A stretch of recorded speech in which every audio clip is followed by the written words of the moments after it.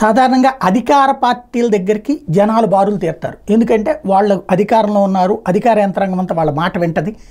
అలాగే అంతకుముందు తాము పడ్డటువంటి సమస్యలు కావచ్చు, ఇప్పుడు పడుతున్నటువంటి సమస్యలు కావచ్చు, పరిష్కారం ఉంటుంది అన్నట్టు.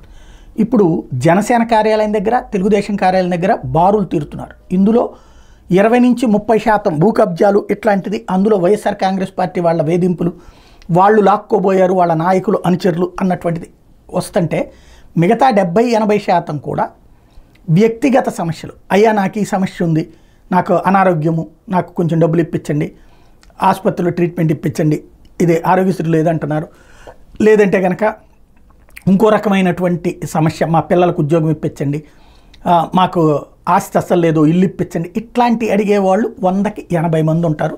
సాధారణంగా అధికార పార్టీలో ఉన్నారు కాబట్టి తెలుగుదేశం కార్యాలయం దగ్గర కానీ, జనసేన కార్యాలయం దగ్గర కానీ ఇట్లాంటి బారులు తీరుతున్నారు. అయితే మిగతా వైఎస్ఆర్ కాంగ్రెస్ పార్టీ ఇప్పుడు ప్రతిపక్షంలో ఉంది. అక్కడికి ఎందుకు వెళ్ళాలి? నిన్న జగన్మోహన్ రెడ్డి దగ్గరికి 2 రోజులు ఆయన తాజాగా బెంగళూరు వెళ్ళారు, కానీ 2-3 రోజుల పాటు కంప్లీట్గా అక్కడే ఉండిపోయారు. జనం బారులు తీరినటువంటి సందర్భం.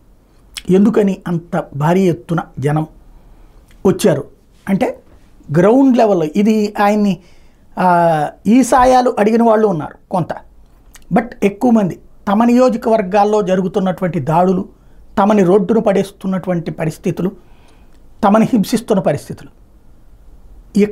ఇక్కడెంత క్యూ ఉందో ఇక్కడికంటే అక్కడ ఎక్కువ క్యూ కనిపించింది నేను.